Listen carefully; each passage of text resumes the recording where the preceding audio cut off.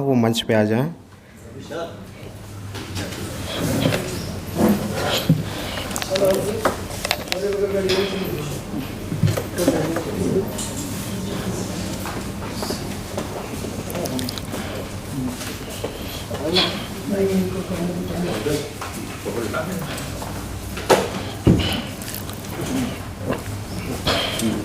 आइए आइए।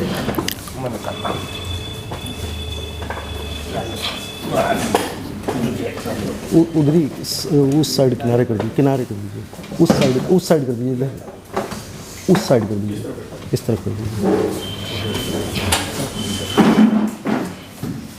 ये चेयर पीछे कर दीजिए।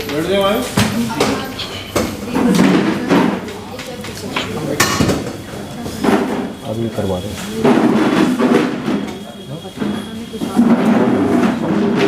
4 लोगों को बस बाकी करता।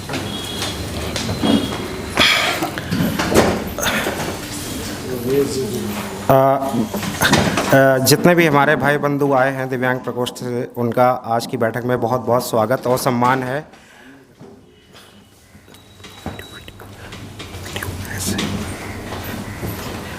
आज हमारी अवध क्षेत्र की क्षेत्रीय बैठक है और इस बात का मुझे खेद है कि आज मौसम ख़राब होने की वजह से समस्त ज़िलों को, जो 14 ज़िले हैं, उनको सूचित किया गया था, लेकिन मौसम ख़राब होने की वजह से कई जगह से फ़ोन आया, जो हमारे क्षेत्रीय सह संयोजक हैं और जो भी दिव्यांग प्रकोष्ठ के अन्य पदाधिकारी हैं, उनका फ़ोन आया कि बारिश की वजह से वो आने में अनुपस्थित हो पा रहे हैं।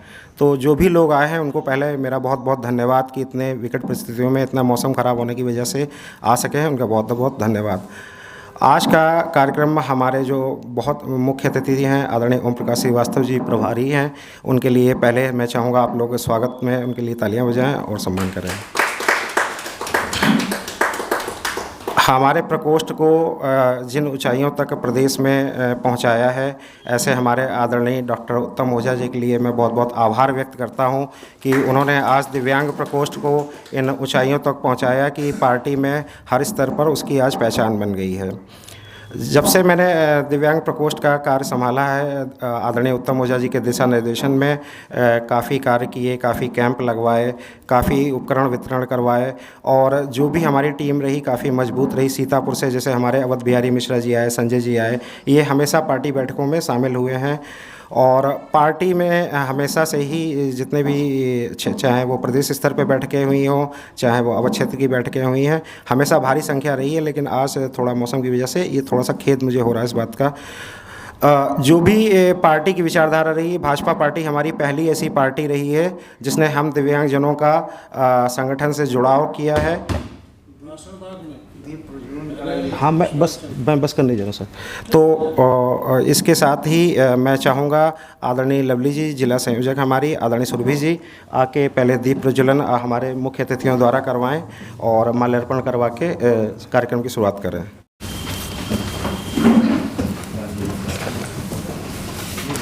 आओ प्रभु से हम दुआ मांगे, जिंदगी जीने की कला मांगे। अपने लिए तो बहुत कुछ मांगा है, आओ आज सबका भला मांगे।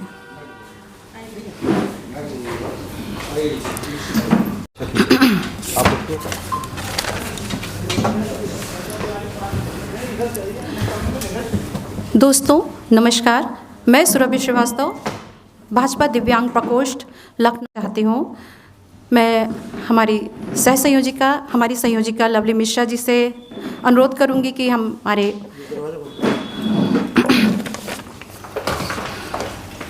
प्रभारी प्रकोष्ठ ओम प्रकाश श्रीवास्तव जी का स्वागत शॉल व गीता दे करके। ऐसे व्यक्तित्व हैं जिनका परिचय देने के लिए सभी स्वर और व्यंजन की सीमाएं कम लगती हैं। हमारे ओपी श्रीवास्तव जी।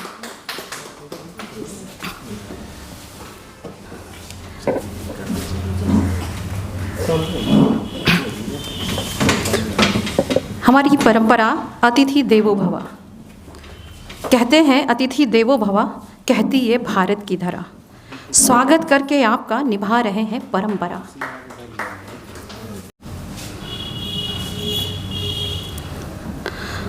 सम्मान के इसी क्रम में आगे बढ़ती हूँ। श्री वीके मिश्रा जी, जो राष्ट्रीय अध्यक्ष हैं दिव्यांगम सेवा संस्थान के, आज बहुत सौभाग्य है हमारा जो आज इतने परमादरणीय हमारे साथ हमारी बैठक में उपस्थित हैं। अगले सम्मान के लिए सह संयोजक महानगर योगेश वर्मा जी।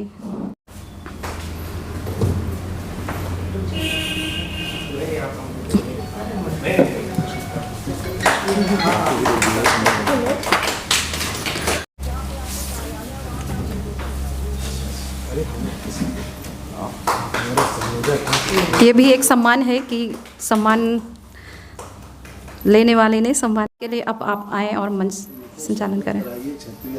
स्वागत सर हो गया है। हम इस दिव्यांग प्रकोष्ठ की बैठक में उत्तर प्रदेश के संयोजक आदरणीय डॉक्टर उत्तम ओझा जी, डॉक्टर सर्वेश जी, श्री वीके मिश्रा जी, श्री योगेश जी और इस बैठक की अध्यक्षता कर रहे अवध क्षेत्र के संयोजक श्रीमान विष्णुकांत जी, नाम सही है ना, मुकेश मिश्रा जी, और अभी संचालन जिन्होंने किया श्रीमती सुरभि श्रीवास्तव जी, सामने बैठे हुए सभी भाइयों बहनों, नाम कुछ लोगों का छूट भी गया होगा तो बुरा नहीं मानेंगे, क्योंकि ये बैठक में एक परंपरा है। बैठक हुई थी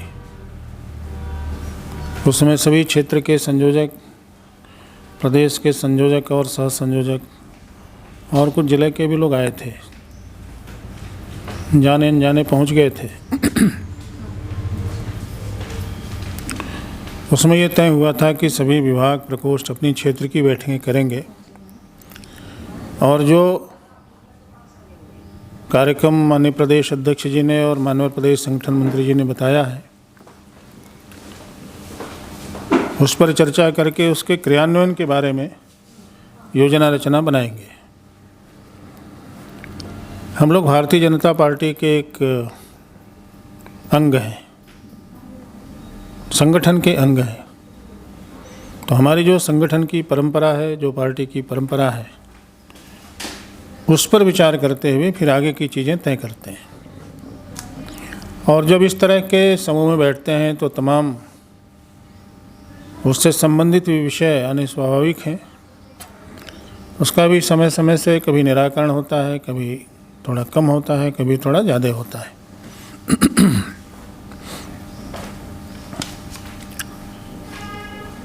शायद आज ये दिव्यांग प्रकोष्ठ की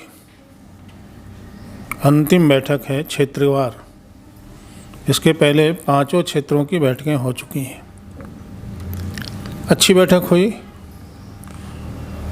और उसमें हमारे प्रदेश के संयोजक, सह संयोजक प्राय सभी स्थानों पर गए। आज मौसम खराब होने के नाते, वैसे मैं कहूँ तो इससे ज़्यादा मौसम जिस दिन काशी की बैठक थी उस दिन खराब था, लेकिन वहाँ की उपस्थिति बहुत अच्छी रही।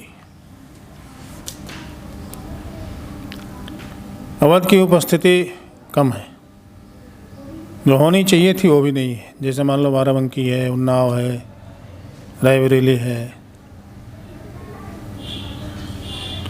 बैठकों में आना चाहिए लोगों को। नहीं आते हैं तो ये हमारी कमी है। हम कांटेक्ट में नहीं रहते, हम लोगों के यहाँ जाते नहीं, कभी ज़िले में जाते नहीं। अगर प्रवास नहीं होगा तो कार्यकर्ता खड़ा नहीं हो सकता, कोई भी हो, कोई संगठन, कोई पार्टी, कोई दल। परिवार की स्थिति होती है कि अगर बच्चों से हालचाल मत पूछो तो थोड़े दिन के बाद उनको अकेलापन लगने लगता है, फिर वो मनचाहा उनकी आदत बन जाती है, यानी धीरे धीरे परिवार विघटन की तरफ जाता है। इसलिए कहा गया ना, रसोई एक होनी चाहिए। 24 घंटे में एक बार परिवार के लोगों को मिलना ही चाहिए। पहले साथ में बैठ कर के भोजन करने की परंपरा थी, संयुक्त परिवार था। अब वो धीरे धीरे ख़त्म हो गया, ख़त्म हो रहा है। बहुत कम संयुक्त परिवार मिलेंगे। 2 भाई हैं तो दोनों भाई अलग रहते हैं, माता पिता हैं तो हो सकता है उनको कहीं अलग कर दिया हो, नहीं तो उसी 2 भाई में कहीं वो भी बेचारे पड़े रहते हैं। यह जो विकास की परिभाषा है ये गलत है, क्योंकि हमारा परिवार ही नहीं अगर ठीक चलेगा तो हम दुनिया, देश दुनिया का, समाज का विकास कैसे कर सकते हैं? हम कैसे मोदी जी के सपनों को पूरा कर सकते हैं? ये जो भी हो, संस्कार भी ख़त्म हो जाता है धीरे धीरे। सेपरेशन जब होता है तो दिमाग में तमाम प्रकार की ऐसी बातें आ जाती हैं जिसका कोई महत्व नहीं होता है। तो हमारा संगठन भी एक परिवार है। छोटा संगठन हो, बड़ा संगठन हो, 10 लोग हों, 15 लोग हों, 20 लोग हों, और ऐसे धीरे धीरे धीरे धीरे करते करते संगठन खड़ा होता है। कहते हैं ना, एक पंक्ति है, हम लोग गीत गाते हैं कभी कभी संग में, एक दीप से जला दूसरा, जलते दीप अनेक। कोई एक व्यक्ति निकलता है काम करने के लिए। हम जैसे काशी में जो कार्यक्रम हुआ, उस कार्यक्रम का समाचार पूरे देश भर में छपा है। आज डॉक्टर साहब बता रहे थे, उत्तम जी, केरल में छपा, तमिलनाडु में छपा, कहीं कहीं का वो मुख्य समाचार बन गया।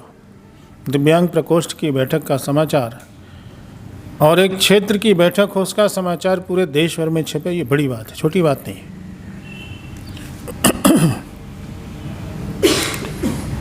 तो कहीं न कहीं जो परिश्रम हो रहा है उसका ये परिणाम है। हम जिस स्तर पर हैं, जो हमें दायित्व मिला है, जो जिम्मेदारी मिली है, अगर उसके अनुसार हम मेहनत करेंगे, परिश्रम करेंगे तो उसका परिणाम अच्छा आएगा, पॉजिटिव आएगा। अपने को भी अच्छा लगता है कि चलो कुछ कर रहे हैं तो रिजल्ट आ रहा है।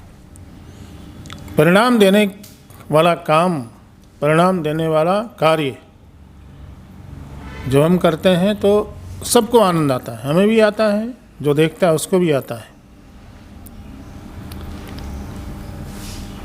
तो एक परिवार के रूप में अगर हम विचार करें तो हमारी जिम्मेदारी भी बहुत बड़ी है।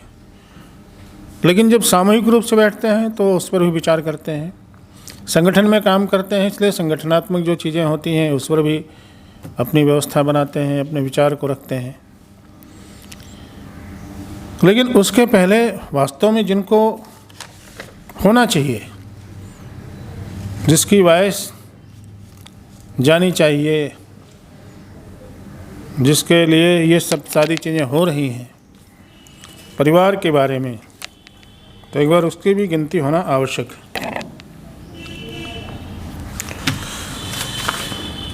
तो ज़रा मैं नाम पढ़ता हूँ, अगर कोई आए होंगे तो अपना हाथ ऊपर उठा देंगे।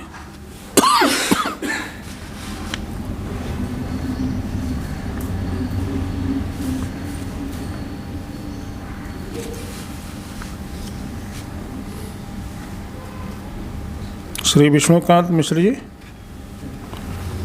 अच्छा, आप ये नाम अलग से रखने चाहिए। जिनको आप आमंत्रित करते हैं उनका नाम अलग। श्री ओमकार यादव जी नहीं आए, कहाँ रहते हैं? रायबरेली।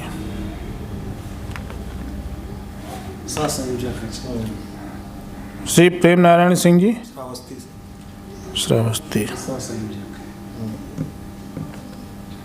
श्री हरि नारायण मिश्र जी, ये जिला संयोजक हैं।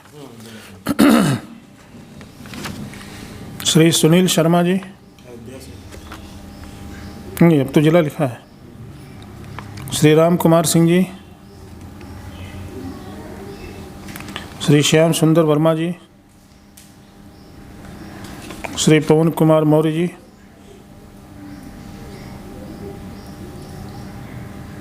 श्री अजीत सिंह वर्मा जी,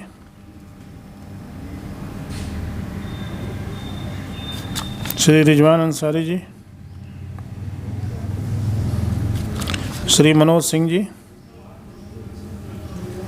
श्री सत्येंद्र सिंह जी,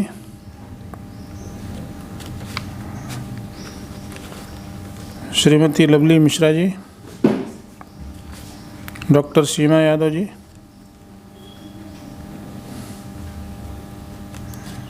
श्री जयप्रकाश जी,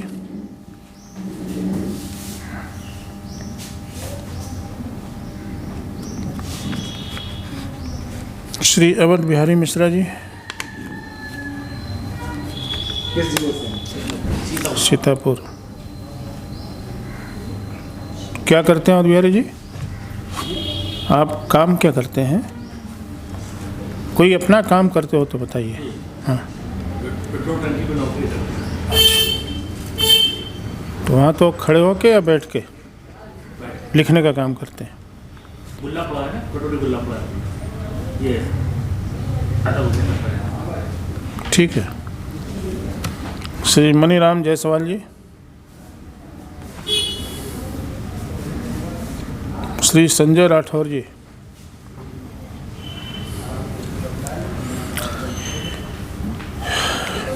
कुल मिलाकर के जिले कितने हो गए? कितने जिले? 14। 14 में कितने जिले के संयोजक आए आपके? चार। बाराबंकी से आ रहे रास्ते में। लखनऊ जिला और श्री अवध बिहारी मिश्रा जी। सर, लखनऊ जिले में अभी हम लोगों का नाम नहीं ऐड है, हमारा भी ऐड होना है। सह संयोजक सुरभि श्रीवास्तव, लक्ष्मण चौरसिया जी। और ये महानगर से भी हैं, योगेश जी महानगर के। विशेष से नहीं आ पाएंगे। ठीक है। 4 जिला है। 4 जिला, 4 कि 3? जिले से लोग हैं। कहाँ? बाराबंकी से आ रहे हैं रास्ते में। मैंने एक और कोई जिला बताया ना, लखीमपुर खीरी कौन से आगे से? बाराबंकी से आ गए। अच्छा, पीछे बैठे हैं। कृष्ण प्रताप सिंह, मंडल अध्यक्ष हैं हमारे। अच्छा, कृष्ण प्रताप जी मंडल, इसी मंडल के? पूर्व मंडल पूर्व मंडल के पूरा मंडल लोग हैं सर। हैं? पूरा मंडल लोग का मंडल है। तो आपको इस बैठक में विशेष रूप से आमंत्रित किया गया है। नीचे कहाँ बैठे हैं आप? जिसको आमंत्रित करके बुलाया जाता है उनको तो ऊपर बैठाया जाता है। ऐसा बैठिए, बैठिए। आप नहीं, आपको तो इन्होंने बुलाया है ना। बैठिए, बैठ जाओ, बैठ जाओ, बैठ जाओ, वहीं बैठने दीजिए। आप हैं क्या? बोलो मत यार, ऐसे ही बोलते तो आज की संख्या अच्छी होती। राष्ट्रीय संगठन मंत्री में काम क्या किया, बात? उस पद पे मैंने काम किया। अभी क्या जिम्मेदारी है? जी, अभी अभी भी है सर। अभी क्या है? इस वक्त भी है, इस वक्त वर्तमान नहीं समय नहीं, में। हमारे संगठन में नहीं है अभी। ये जोमेटो का काम करते थे। हाँ जी इनसे सर, मेरी जोमेटो का इनकी काम। मुलाकात मेरी जोमेटो के माध्यम। अभी आप लोग कह रहे थे कि जिले के सह संयोजक हैं। इन्होंने बनाया है, बनाया है। 2 दिन पहले बनाया, इनसे बात हुई थी। उनको पता नहीं बेचारे को। अभी इनको लिखित में देना ना लेटर, तभी। अच्छा, अभी अपॉइंटमेंट लेटर देंगे आप। तो ये जोमेटो आपके जो क्षेत्रीय संयोजक हैं कि आप बाराबंकी जिले के सह संयोजक हैं, उसका कितना परिणाम हो रहा है वो भी ध्यान में आ जाता है।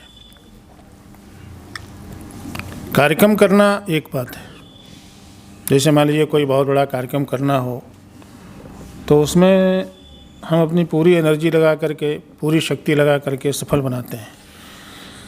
लेकिन हमारा जो काम करने का तरीका है, जहाँ से हमको रिस्पांस मिलने वाला है, जिसके माध्यम से मिलने वाला है, वो जब हमारा ठीक से एक्टिव होगा, सुचारू रूप से चलेगा, तो कोई भी कार्यक्रम हम कर सकते हैं। जैसे अभी मिश्रा जी ने बताया, तो इतना बड़ा काम करने के लिए हैंड्स मिश्रा जी ने तैयार किया होगा। 100, 200, 400, 500, 50, 60, जो भी कल्पना एक रहती है व्यक्ति की, हमें यह करना है तो इसके लिए क्या क्या, कौन कौन से मार्ग से हमें गुजरना है, कैसे कैसे लोगों को जोड़ना है, तब जा कर के कोई संगठन खड़ा होता है। जैसे हम कोई एनजीओ चलाते हैं, हमारी विशेष रुचि रहती है उसमें। अभी आपके क्षेत्रीय संयोजक जी गए थे पीछे, तो बहुत लंबा चौड़ा अपना परिचय दिए। मैं भी प्रभावित हुआ इनसे। पत्रकारिता करते हैं ये, और पता नहीं क्या क्या करते हैं। लेकिन अगर मैं ये पूछूं कि आप इस 14 जिले में कितनी बार गए हैं, हमारी टीम कैसे खड़ी होगी? हमारी टीम जाने से सबसे पहला उसका तरीका है कि संवाद किया जाए, प्रवास किया जाए, बातचीत करी जाए। और समस्याएं तो हर जगह भाई साहब, जो सभी अंगों से ठीक है उसकी भी समस्या है, उसकी अलग समस्या है। उन्हीं समस्याओं में से ही समाधान निकलता है कभी कभी, और हमको एक रास्ता भी मिलता है काम करने का। तो फिर उस दिशा में आदमी काम करता है। कभी सफलता मिलती है, आधी अधूरी, कभी नहीं मिलती है, लेकिन निराश नहीं होता है कोई। और जो निराश हुआ वो चला गया। ठेठ भाषा में कहा जाए तो निराश होने वाला व्यक्ति बहुत दिन तक जिंदा नहीं रहता है। इसलिए जीवन में निराश तो होने नहीं चाहिए, कभी नहीं। मंच पर जितने लोग बैठे हैं, मैंने एक उत्तम जी को छोड़ दिया जाए तो सब लोग कहीं न कहीं मानक स्थापित किए हैं। डॉक्टर साहब बैठे हैं, मिश्रा जी हैं, उधर बगल में बैठे हैं, ये हमारे सामने बैठे हैं सूर्यदेव सिंह जी, दिव्यांग विश्वविद्यालय से इन्होंने पढ़ाई किया है और इनको प्रधानमंत्री जी ने भी पुरस्कृत किया था। इस तरह से बहुत सारे लोग मिलते हैं समाज में काम करने वाले लोग। एक वहाँ के हैं घाटमपुर, अभी आज उनका फ़ोन आया था सुबह, गुप्ता जी, शायद राम प्रकाश गुप्ता या ऐसे नाम है, राम कुमार गुप्ता जी, वो भी दिव्यांग हैं, उनको दिखाई नहीं देता, लेकिन उनका कार्यक्रम होता है पर्यावरण पर, रेडियो स्टेशन से बोलते हैं वो। और उनकी चाय बहुत मशहूर है, उन्होंने आज बताया मुझको। वैसे मैंने एक बार मंगाया था उनके यहाँ से चाय, अच्छी चाय है। तो करने वाला व्यक्ति कहीं भी फेल नहीं होता है। हाँ, थोड़ी दिक्कत हो सकती है, कठिनाई हो सकती है, तो सबके साथ है वो, उसमें कोई बहुत माने नहीं रखता है वो। करत करत अभ्यास ते जड़मत होत सुजान, इतउत रस हैं, हाँ, पड़त निशान। तो अगर हमारा अभ्यास है कोई कुछ भी करने का और हमने ठान लिया है कि इस काम को करेंगे, तो कुछ भी असंभव नहीं है, कुछ भी असंभव नहीं है। बस अंतर इतना है कि कठिनाइयों को झेलने का मादा होना चाहिए, अपने अंदर धैर्य होना चाहिए, और हमारा जो उद्देश्य है वो महत्वपूर्ण होना चाहिए, वो महत्व का होना चाहिए, उस पर कोई उंगली ना उठाए। इस तरह के बहुत सारे उदाहरण अपने देश में। हम बाहर की बात नहीं करते, अपने देश की बात करते हैं। गांधी जी के बारे में कहा जाता है कि चल पड़े जिधर दो डगमग, पग उसी ओर दृग उसी ओर। तो हमारे जीवन का संकल्प कैसा है, हम क्या चाहते क्या है? राम जन्मभूमि का आंदोलन तो हम लोग प्रचारक थे, उस समय से चल रहा है। ये करीब मुझे लगता है कि इमरजेंसी के बाद ही इसका बीजारोपण हो गया था, 75 के बाद। और धीरे धीरे धीरे पोस्टर से लेकर के और आज की स्थिति क्या है, भव्य राम मंदिर बन गया। 22 तारीख को मर्यादा पुरुषोत्तम भगवान राम का विग्रह भी वहाँ स्थापित होगा, प्राण प्रतिष्ठा भी होगी। और पूरे विश्व में केवल अपने देश में ही नहीं, उस समय उत्साह का वातावरण अभी से चल रहा है। हम भी उत्साहित हैं। तो वर्तमान की जो हमारी सरकार है, प्रदेश की और केंद्र की, मोदी जी की और योगी जी जिसके मुख्यमंत्री हैं, मोदी जी देश के प्रधानमंत्री हैं, और भी प्रांतों में चुनाव हुआ तो उसमें हमारी सरकारें बनी, राजस्थान, मध्य प्रदेश, छत्तीसगढ़, लोग कह नहीं रहे थे, कल्पना नहीं कर रहे थे कि सरकार बनेगी। बहुत से लोग तो कहते थे कि ये लड़ाई से ही बाहर है। तो जब कोई कहता था लड़ाई से बाहर है तो थोड़ा धड़कन तेज हो जाती थी। कितना सब काम होने के बाद भी लड़ाई से बाहर है। लेकिन परिणाम जब आया तो आश्चर्यजनक नहीं था, ये होना था, लोगों को पता नहीं था। अंडर करंट इसको कहते हैं। तो हम जो काम करते हैं, जो काम करेंगे या जो करने वाले हैं जीवन में, उसका एक अंडर करंट जब तक नहीं बनेगा तब तक उस कार्य में हमको सफलता नहीं मिलेगी। यानी वोकल भी होना है और वो चीज़ सतही धरातल पर भी चलना चाहिए, कोई देखे या न देखे।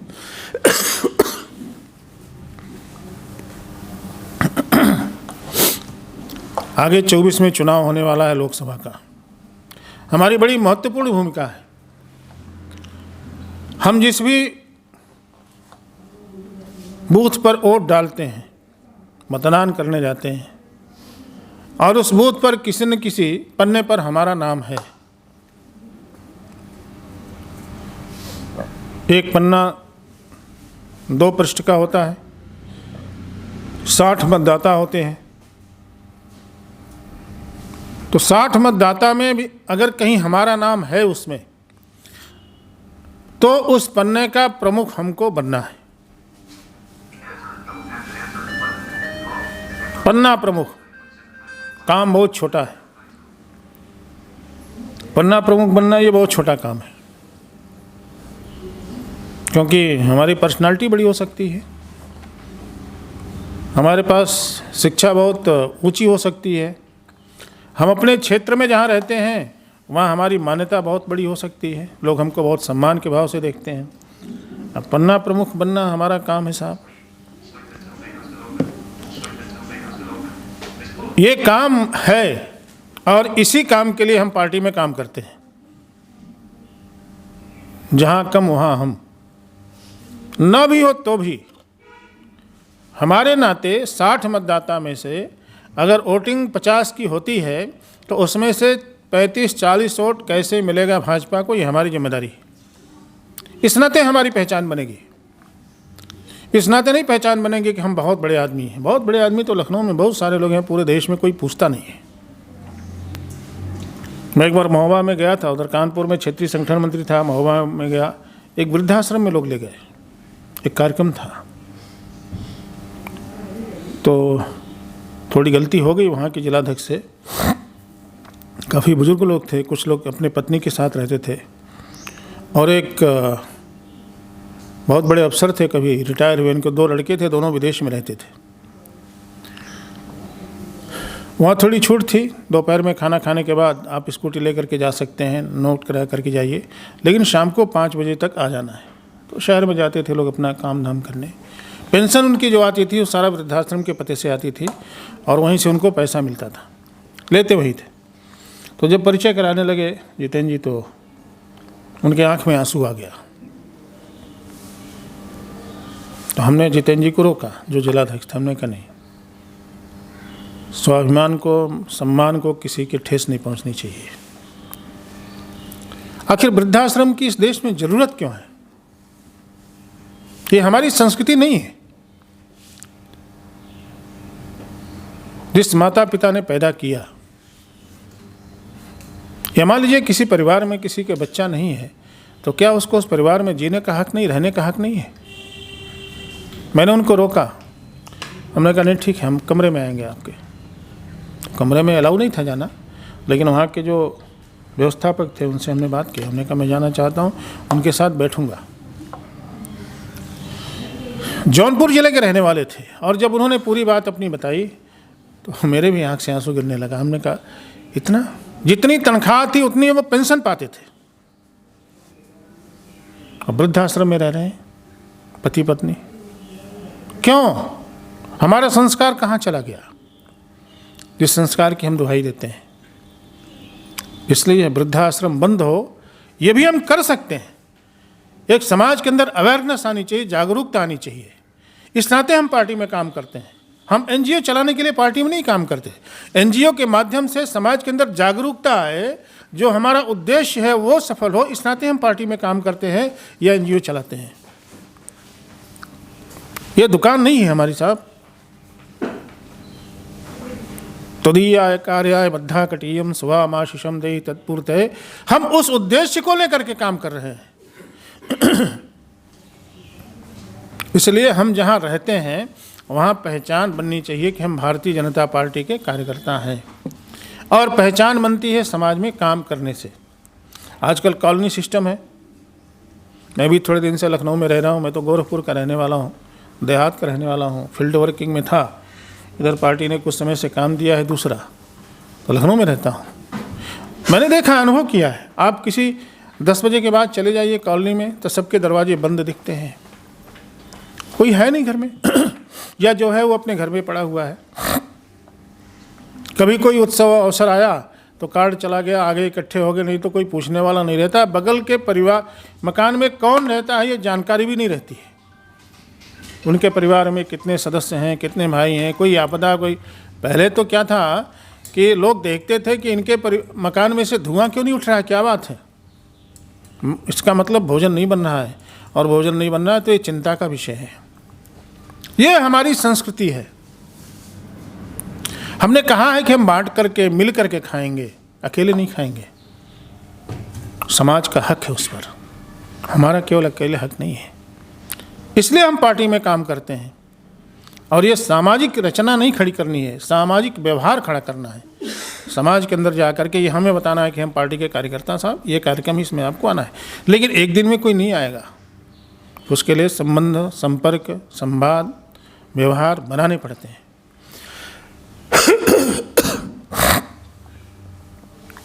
तो पहला काम हमें क्या बनना है? बनना प्रमुख। सबको बनना है, चाहे जो बैठक, आज तो बैठक में आई गए हैं, इससे सबका नाम इसमें नोट भी है, और बाद में आपका नंबर लेकर के आपसे पूछा भी जाएगा। हम अपने बूथ पर जहां मतदान करने जाते हैं, उस जिस पन्ने में हमारा नाम है उसका मैं पन्ना प्रमुख हूं। ये गर्व से कहना चाहिए। मैं गोरखपुर जिले का रहने वाला हूं, मेरी विधानसभा खजनी है। मैं भी अभी 5-6 दिन पहले वहाँ से वोटर लिस्ट मंगाया। हमने कहा भाई 1 महीने में एक बार हम आएंगे, ज़रूरत पड़ेगी तो 15 दिन में एक बार आएंगे, लोगों के साथ बैठेंगे, हमारा परिचय है। ये अलग का विषय है। लेकिन मैं भी अपने बूथ का पन्ना प्रमुख हूँ। मतदान करने गोरखपुर जाते हैं, इसमें हर्ज क्या है? अगर हम चाहते हैं पार्टी का संवर्धन हो, पार्टी बढ़े, हमारे विचार अच्छे विचार हैं और उससे समाज लाभान्वित हो, समाज के अंदर वो विचार जाने चाहिए, तो हमें पन्ना प्रमुख बनने में कोई दिक्कत नहीं होनी चाहिए। इसलिए सबसे पहला काम हमें अपने बूथ पर पन्ना प्रमुख बनना है, और ये पार्टी का आग्रह है, हमारे राष्ट्रीय अध्यक्ष का भी, प्रदेश अध्यक्ष जी का भी, संगठन मंत्री जी का भी, सबका। अगली बार से जब कभी कोई प्रवास होगा तो वहाँ उस क्षेत्र में जैसा क्षेत्र है 10, 15, 20, 25 पन्ना प्रमुखों के साथ भी बैठेंगे, और मैं आग्रह करूंगा अपने क्षेत्रीय संयोजक से और प्रदेश के भी संयोजक से कि फिर जब जाए कहीं प्रवास में, किसी भी जिले में जाए, तो ये पहले से सूचना रहे कि पन्ना प्रमुख के साथ बैठक होगी और अपना अपना पन्ना लेकर के लोग आएंगे। ये मांगा जा रहा है। हमारे यहाँ 2 लोग लगे हैं प्रदेश कार्यालय में, एक सूर्यदेव सिंह जी और एक कुलदीप जी हैं कानपुर के। सबके पास फ़ोन जा रहा है, धीरे धीरे खटखटा रहे हैं सबको। वहीं से हमारी हार जीत तय होने वाली है। तो यह पन्ना प्रमुख एक काम। दूसरा काम, 22 तारीख को प्राण प्रतिष्ठा का कार्यक्रम है, माननीय प्रधानमंत्री जी रहने वाले हैं उसमें। अब 22 तारीख के पहले 14 से लेकर के 22 तक, 14 जनवरी से लेकर के 22 जनवरी तक हम सबको अपने अपने महल्ले में या बगल के महल्ले में जो भी देवालय है, धार्मिक स्थल है, सार्वजनिक स्थल है, स्वच्छता का कार्यक्रम चलाना है। अब इस स्वच्छता का कार्यक्रम चलाने के लिए अकेले हम झाड़ू लेकर के जाएंगे तो लोग एक परिहास का केंद्र बन जाएंगे। इसलिए हमको अपनी टीम भी बनानी पड़ेगी, 10-5 लोग रहें। अब इसका मतलब ये नहीं है कि हम झाड़ू लगाते रहें, बाकी लोग तमाशा देखें। तो हमारे काम करने का मतलब क्या है? हाँ, कुछ लोग होंगे जो तमाशा देखेंगे, लेकिन हमारे इस काम करने से इस कार्यक्रम के माध्यम से कितने लोगों को हम अवेयर कर सकते हैं, कितने लोगों को जगा सकते हैं, कितने लोगों को उत्साहित कर सकते हैं। और यह जो एक संदेश है, स्वच्छता का मिशन कैसे लोगों तक पहुँचे, ये भी उसके पीछे का एक भाव है। अब एक मंदिर है, हम लोग जल चढ़ाने जाते हैं, भगवान शंकर का मंदिर है, हनुमान जी का मंदिर है, दुर्गा जी का मंदिर है, जाते हैं दर्शन करके चले आते हैं, अगल बगल कूड़ा कचरा पड़ा रहता है, कुत्ता आता टट्टी करके चला जाता है। बहुत लोग जाते हैं पान खा करके, मंदिर में घुसने के पहले गेट के अंदर थूक देंगे, चले जाएंगे। होता है ये। तो जागरूक करने का भी काम हमारा है। जागरूकता कैसे पैदा हो, बहुत छोटी सी। अभी रुक जाओ जरा, ए चाय लक्ष्मण जी अभी नहीं। रुक जाइए। तो जागरूकता लाने का काम, समाज को जागरूक करने का काम, उनको याद दिलाने का काम, उनको हैमर करने का भी काम हमारा है।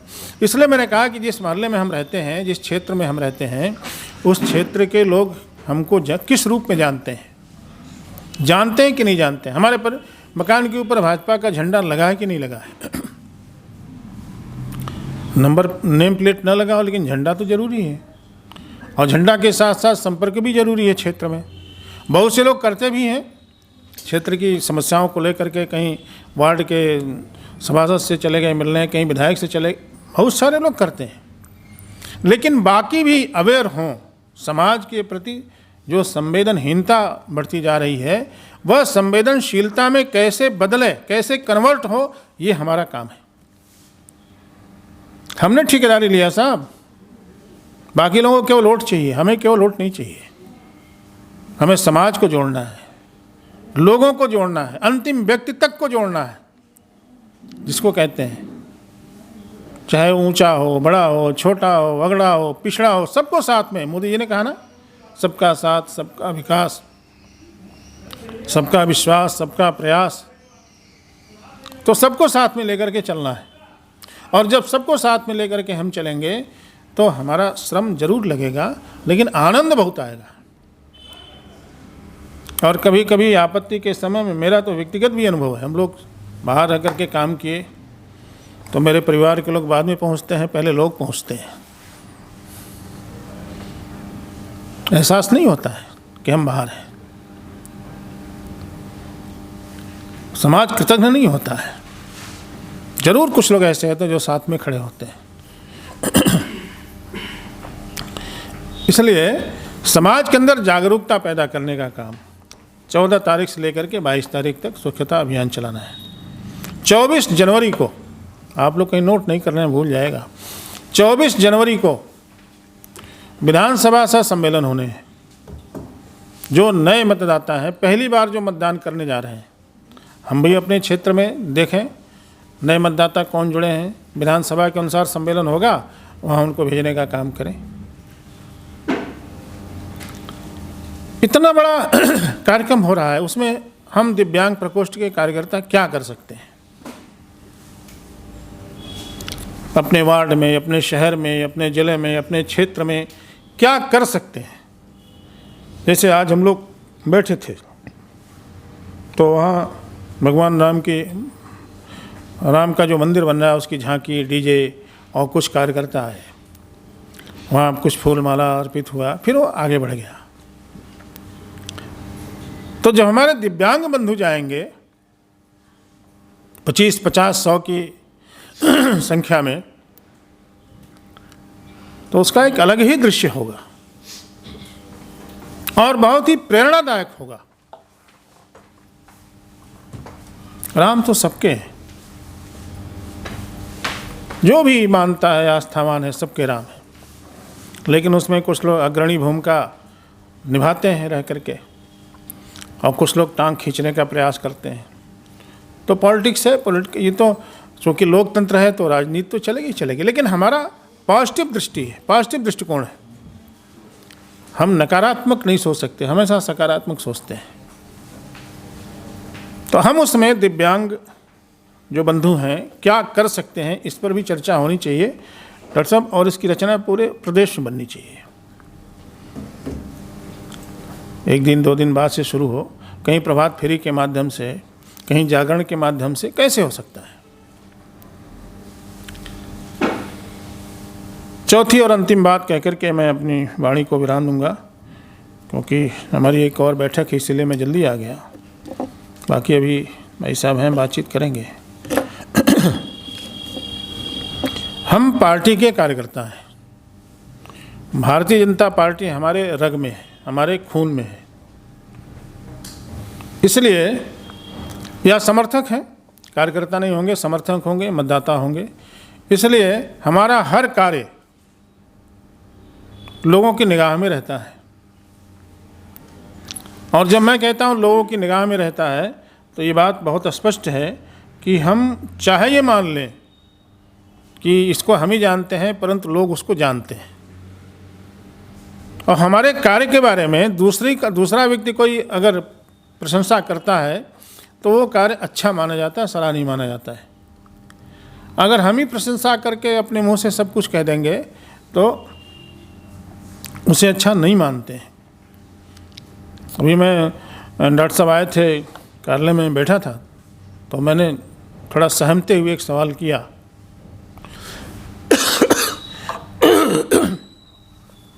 डॉक्टर साहब आपको कोई परेशानी तो नहीं हुई कभी? अभी सवाल तो ठीक नहीं है, लेकिन हम लोग बैठे थे, मैं कुछ सुनना चाहता था, कुछ उनका अनुभव क्या है। तो एक वाक्य में उन्होंने जो बताया कि दिक्कतें तो बहुत हुई, लेकिन हिम्मत नहीं हारा मैंने कभी।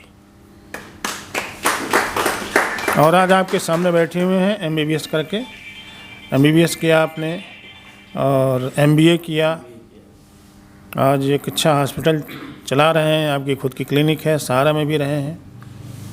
तो बगल में मिश्रा जी बैठे हैं। ये सब उदाहरण है हमारे लिए। तो इस चीज़ को लेकर के हम नहीं कहते कि केवल एक दिव्यांग जन के लिए ही, अब सबके लिए है। भगवान ने तो हमको बहुत अच्छा बनाया, सुंदर बनाया है, इतना अच्छा स्वरूप दिया है। ये स्वरूप उसी का दिया हुआ है।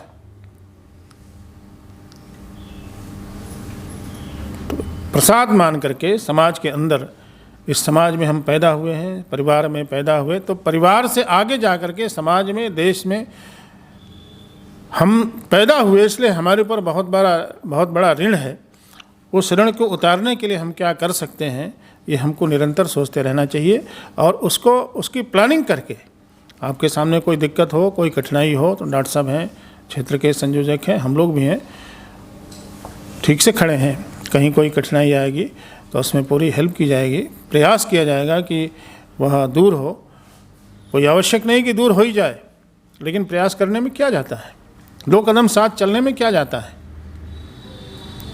इसलिए और हमेशा कुछ नया सोचना चाहिए, कोई नई चीज़ सोचनी चाहिए।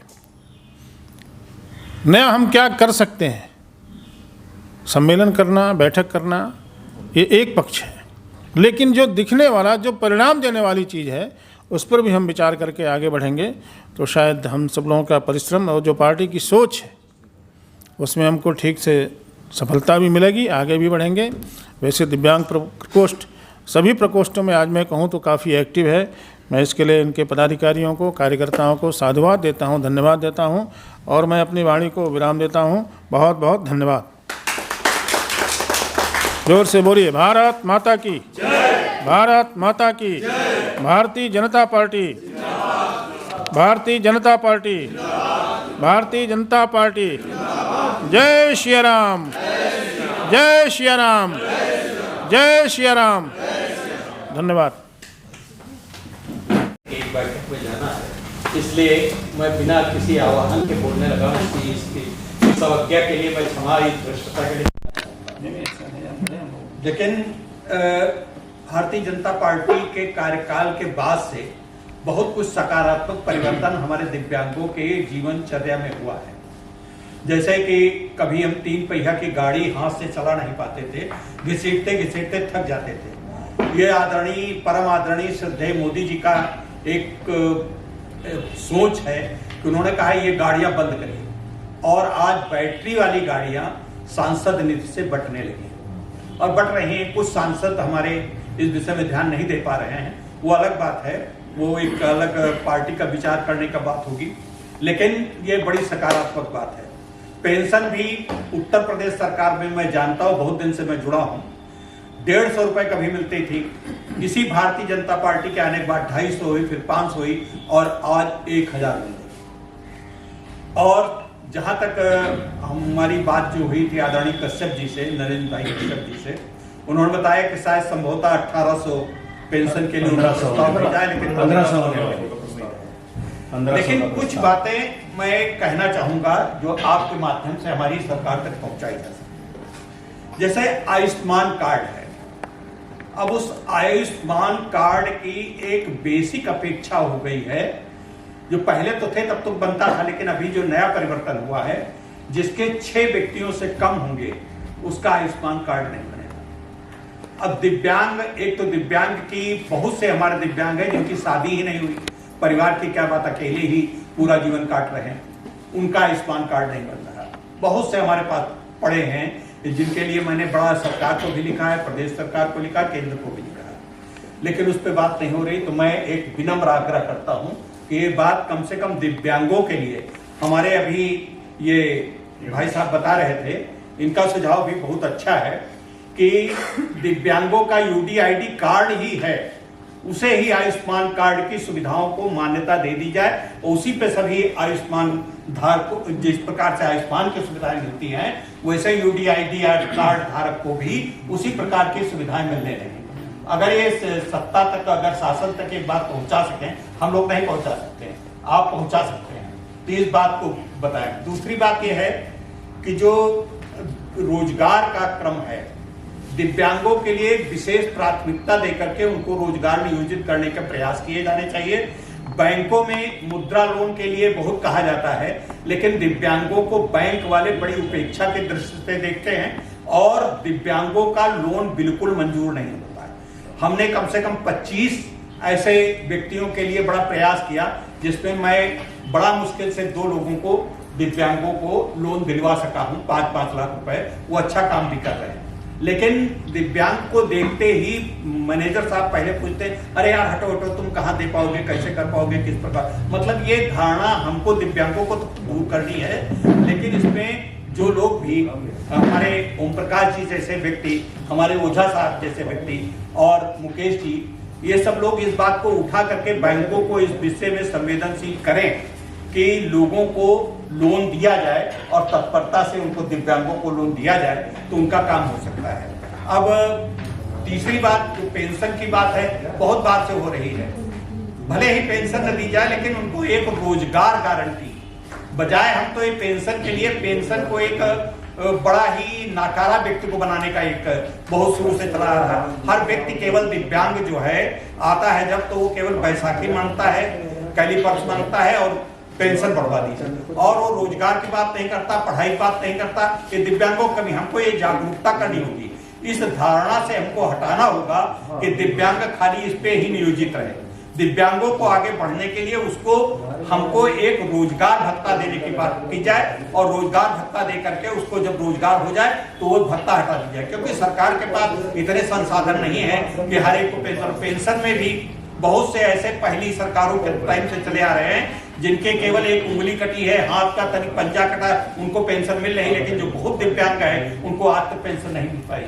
तो इसका एक दिव्यांगों का एक मानकीकरण बहुत अच्छी तरीके से होना चाहिए, और दिव्यांगों को पेंशन के बजाय उनको सम्मान देने के लिए एक रोजगार भत्ता दिया जाए कि उससे रोजगार, जब तक वो रोजगार में न लगे तब तक भत्ता मिले, उसके बाद वो भी समाप्त कर दिया जाए। मैं उल्टा बोल रहा हूं क्योंकि हो सकता है मेरे दिव्यांग बंधु मुझसे नाराज हों, लेकिन मैं पेंशन के सपोर्ट में कतई बात नहीं करता हूं। मैं हमेशा ये बात करता हूं कि रोजगार भत्ता दे करके रोजगार से उनको व्यवसायिक पुनर्वास उनको देने का प्रयास हमारी सरकार करे, और चूंकि ये सरकार ही कर सकती है, केंद्र सरकार, उत्तर प्रदेश सरकार ये जो कुछ ऐसे ऐसे असंभव कार्य कर रही है, चाहे वो राम मंदिर हो, चाहे जो कुछ भी हो, कभी कतई को सोच नहीं सकता था, वो सब कुछ बन रहा है। तो इस प्रकार भी काम दिव्यांगों की दृष्टि में भी जो ये रोजगार भत्ता वाला काम है, ये भी आप हमारी तरफ से कोशिश करिए और ये हो जाएगा। बस इसी बात के साथ मैं ज्यादा कुछ बोलता नहीं। आपने 4 विषय रखा, मैं स्पष्ट कर देना चाहता हूं कि जो आयुष्मान कार्ड जोड़ने की बात है, मैंने माननीय प्रधानमंत्री जी को पत्र लिखा, प्रधानमंत्री कार्यालय से मुझे जवाब आया है, मेरे पे कॉन्फिडेंशियल है, उन्होंने संबंधित विभाग को इस पर कार्रवाई करने के लिए भेजा है।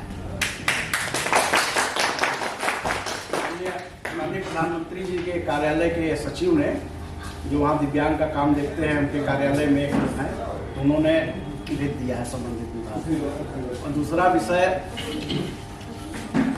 विषय जो लोन का है, आपने चर्चा किया, तो दिव्यांगों के लिए मुद्रा लोन मत दिलाइए, मुद्रा लोन नहीं दिलाइए दिव्यांगों को। ये भारत सरकार का NDFDC है, राष्ट्रीय दिव्यांग वित्त निगम लिमिटेड, जो 50 लाख रुपए तक का लोन देता है और 4% ब्याज पे देता है।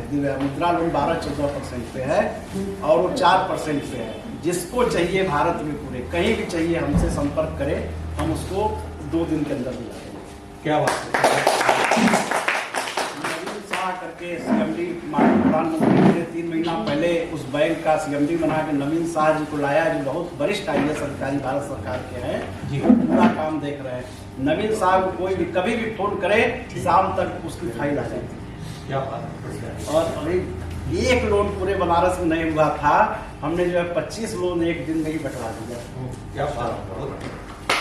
नवीन शाह है, आज नए IAS अधिकारी आए हैं, सेम डे सेम लोन कर रहे हैं। जितना चाहिए देश को उतना लोन लीजिए आप। जो 60-50 हज़ार तक का लोन है, छोटे लोन है, उसमें ब्याज ज़्यादा है, और जो बड़े लोन है वो 4% पे जो है। तो आयुष्मान का भी मैंने आपको बताया, बैंक का भी बताया, और पेंशन का विषय 1500 पेंशन चुनाव से पहले किसी भी दिन हो जाएगी, लेकिन पेंशन किसी समस्या का समाधान नहीं है। और मेरा प्रयास होगा कि जैसे किसान सम्मान निधि मिल रही, वैसे दिव्यांग सम्मान निधि भी मिले।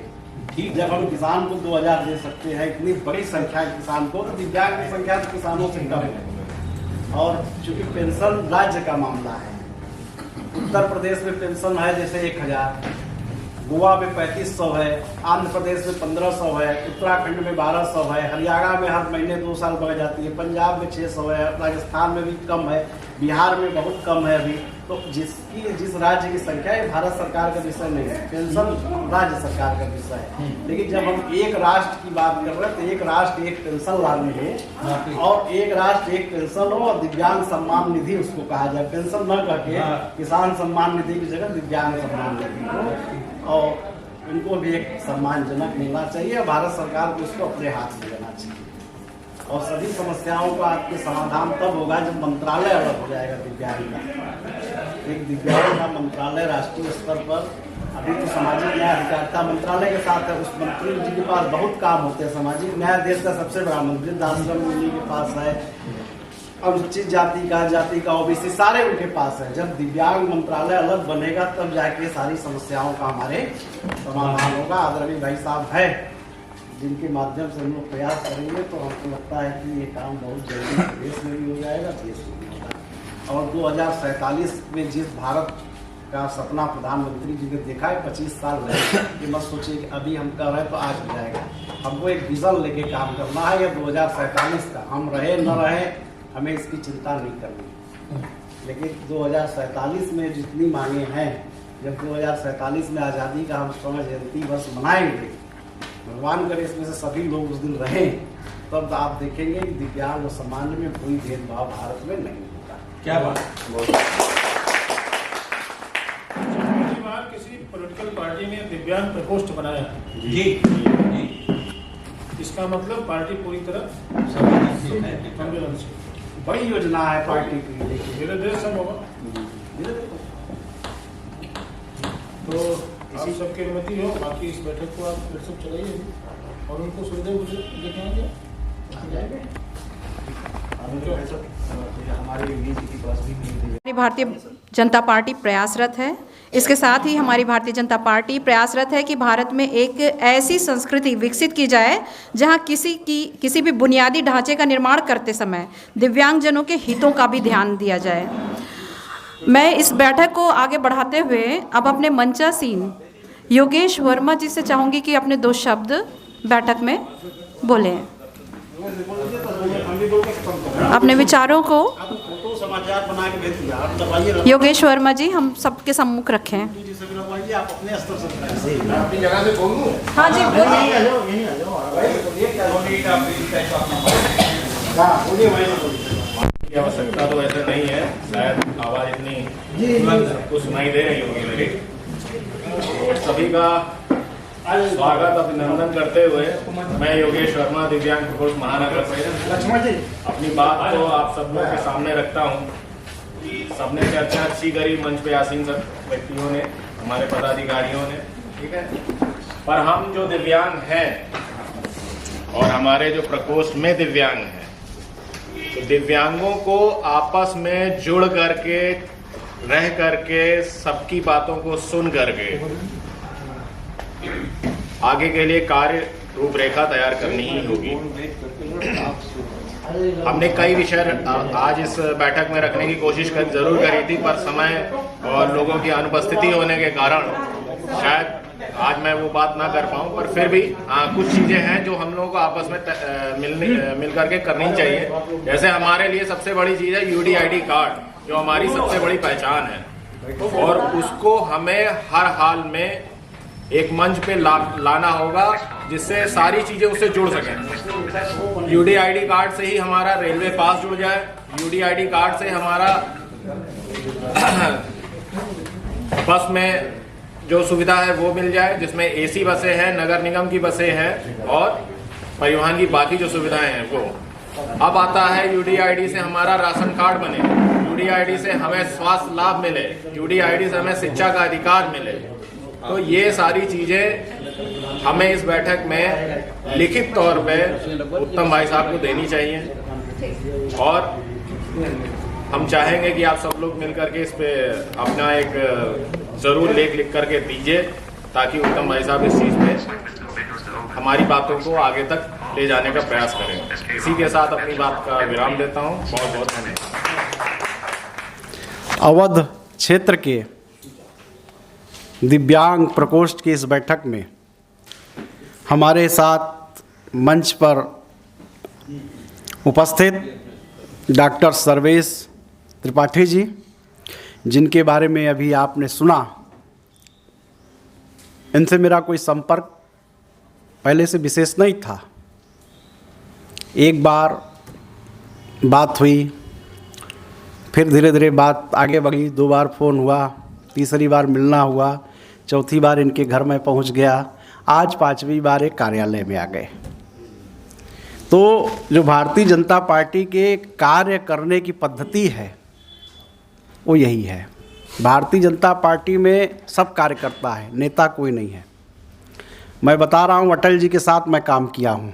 मैं आज से भारतीय जनता पार्टी में नहीं हूँ। वाराणसी में अटल जी आए थे, सब ध्यान से सुनना।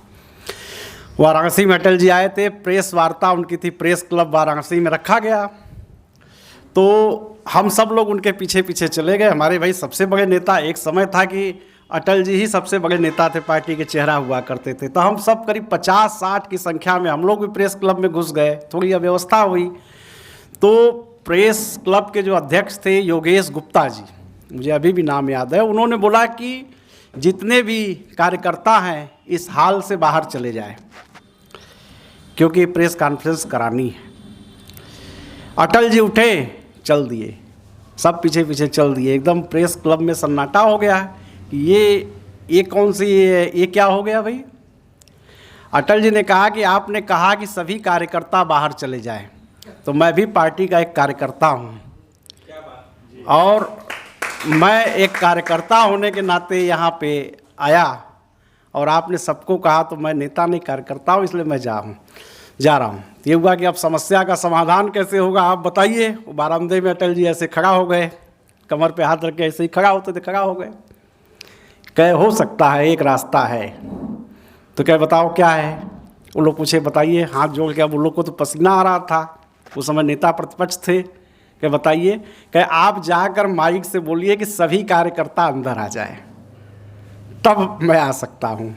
वहाँ के प्रेस क्लब के अध्यक्ष को बोलना पड़ा कि सभी कार्यकर्ता अंदर आ जाए, तब अटल जी अंदर आए। तो ये पार्टी भारतीय जनता पार्टी है, जो कार्यकर्ताओं के ऊपर आधारित है। दिव्यांग प्रकोष्ठ को बने 2.5 साल हुआ।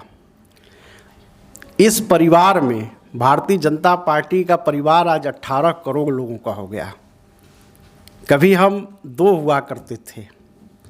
1980 में जब अटल जी ने बम्बई में अधिवेशन किया और 6 अप्रैल 1980 को पार्टी की स्थापना हुई तो मुट्ठी भर खाली लोग हुआ करते थे, लेकिन इस परिवार में हम लोग को शामिल किया गया।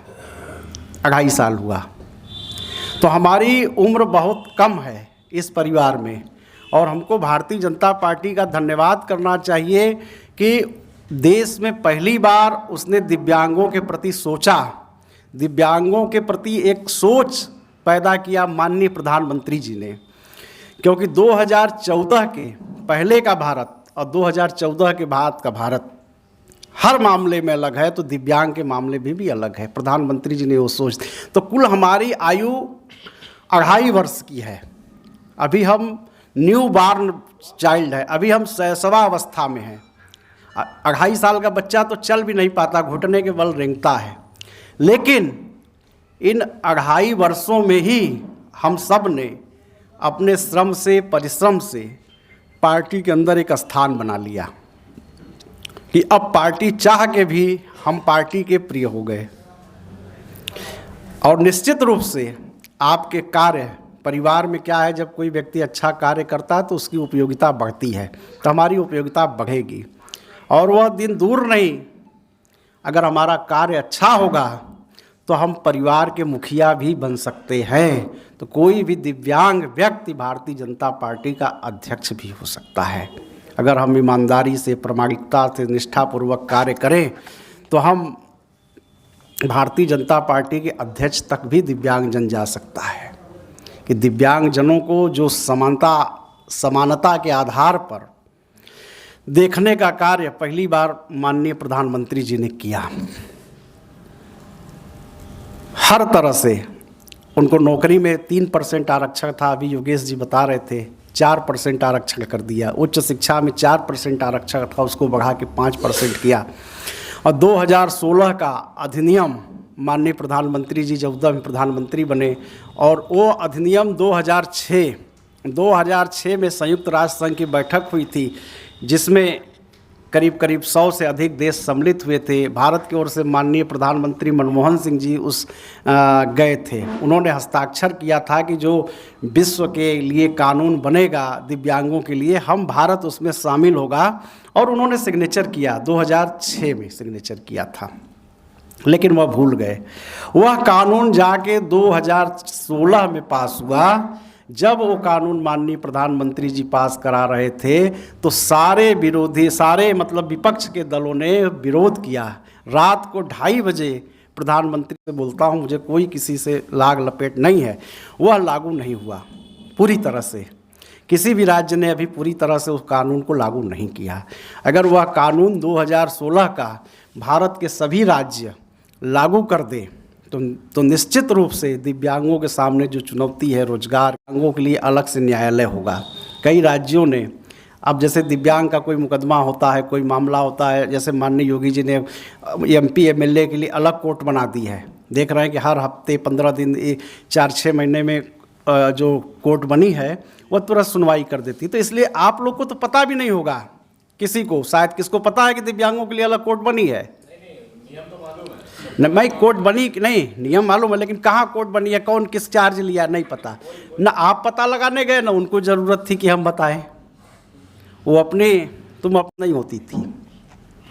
संजोग से आग लग गई गांव में। जितने सामान्य लोग थे, हाथ पैर वाले थे, भाग निकले, बचे 2 लोग। धीरे धीरे आग पास आने लगी। जब आग पास आई तो निकटता भी बड़ी संकट में, तो बातचीत शुरू हुई। तो उन्होंने कहा यार हम लोग तो मर जाएंगे।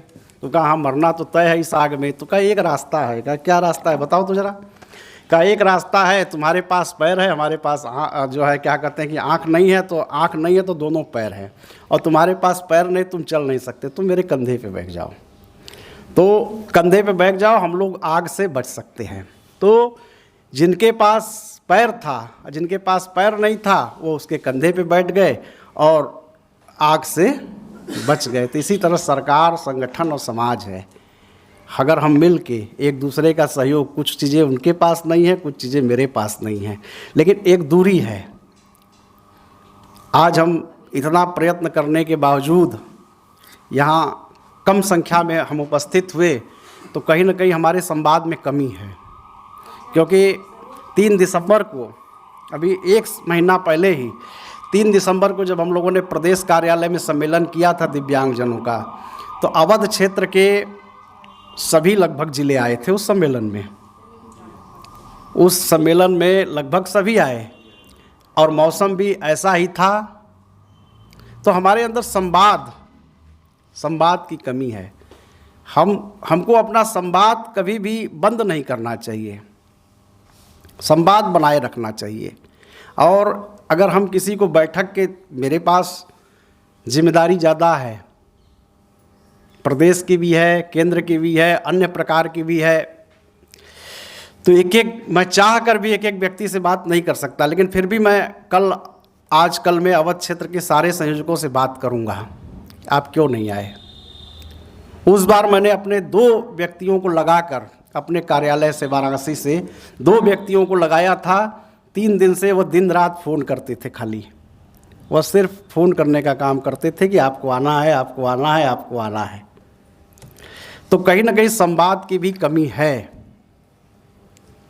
जब संगठन ने हमको काम दिया तो हमारी पहचान संगठन के कार्य से ही होगी।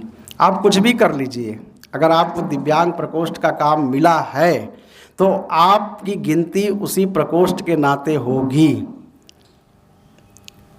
यदि आप कहते हैं कि हमको कोई नहीं करता, 500 दिव्यांगजनों का एक जुलूस आप निकाल दीजिए।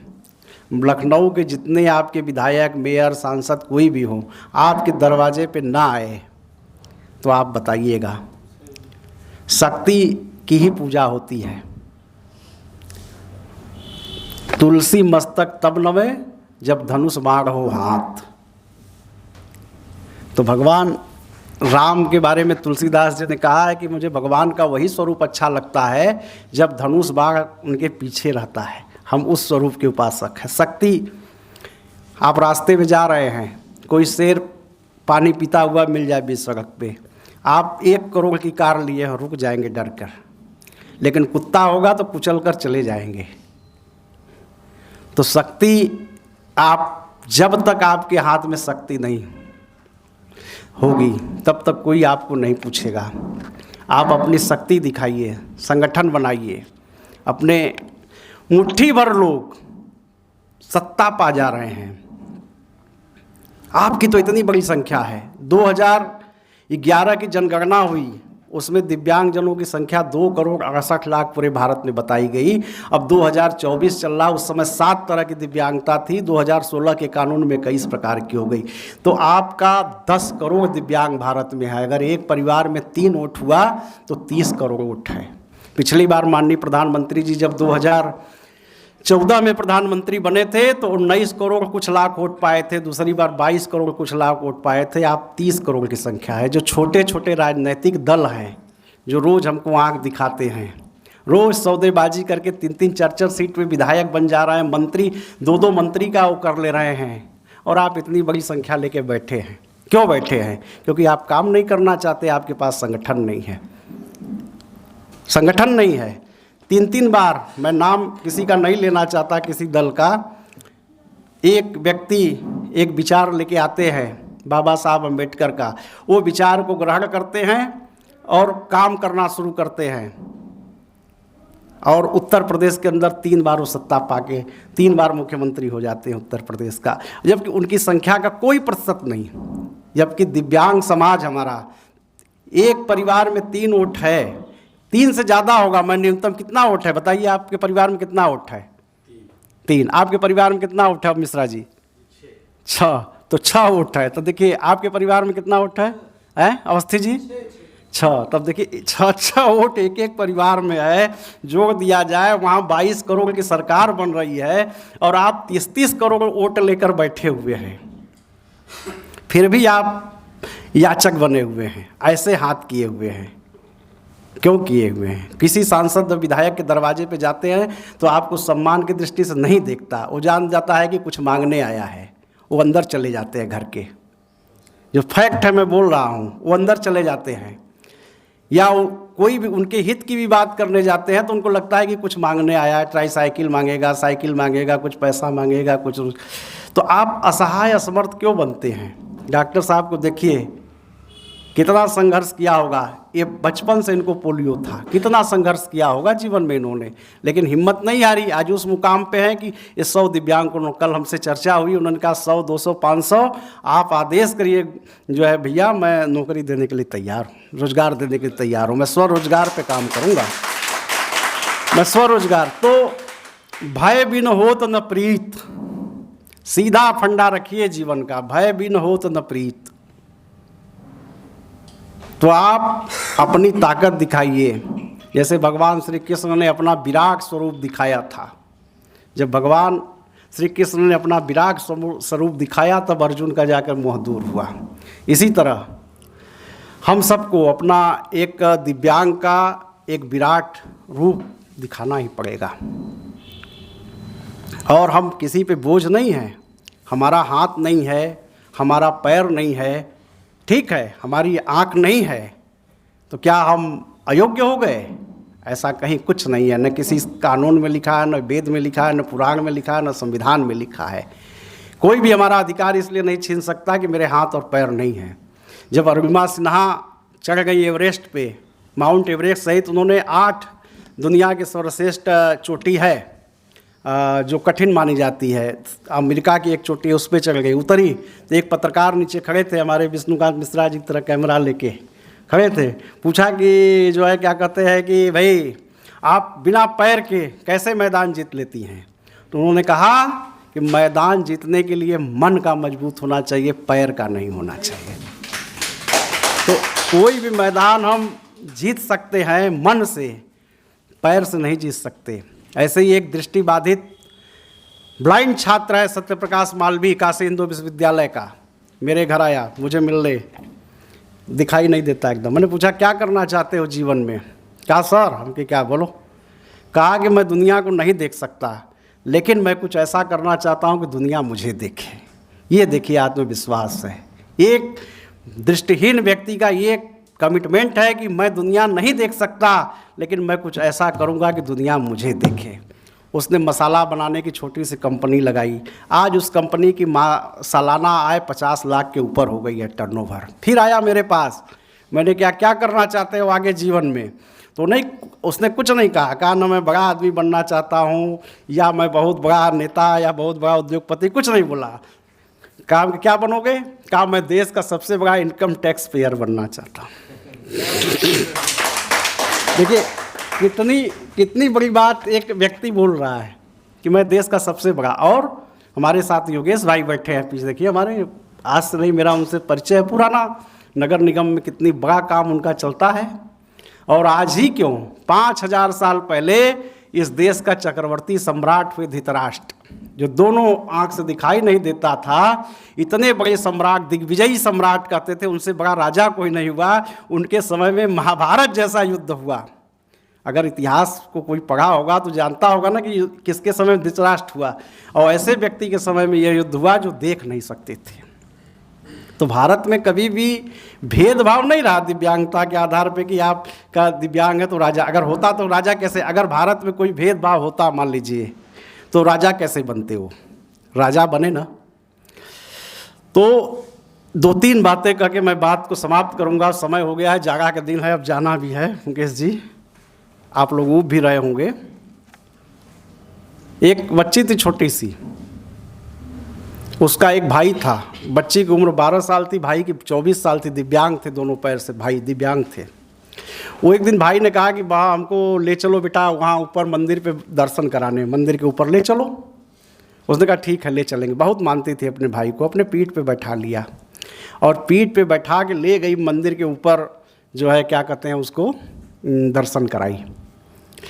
मंदिर के पुजारी थे, उन्होंने पूछा कि बेटा इतनी छोटी उम्र में तुमने इतना बोझ उठाकर कैसे ऊपर चली आई? उसने कहा यह बोझ नहीं, मेरा भाई है। तो इस देश के जो दिव्यांगजन हैं वह बोझ नहीं, मेरे भाई हैं, मेरी बहन है, मेरे परिवार के सदस्य हैं। आपके अंदर ये भाव आना चाहिए कि यह बोझ नहीं है, ये मेरे भाई हैं, तब जाकर आप काम कर सकते हैं। हम लोग काम करने आए, उनको बोझ समझकर कि हम हटा दें कि नहीं ये तो बोझ है भाई, ये कहाँ से चला आया। कभी भी उनको बोझ मत समझिए, उनको अपने परिवार का एक सदस्य समझिए, उनके सुख दुख में शामिल होइए, उनसे संवाद करिए, तब वो आपकी बात को समझेंगे, सुनेंगे। आप दिव्यांग के क्षेत्र में काम करने आए हैं तो आप उनके मनोविज्ञान को समझिए। जो दिव्यांग के मैं तो सामान्य आदमी हूँ, 5 साल से काम कर रहा हूँ पूरे भारत में। मैं अकेला व्यक्ति हूँ जो पूरे भारत में 600 जिलों में गया हूँ।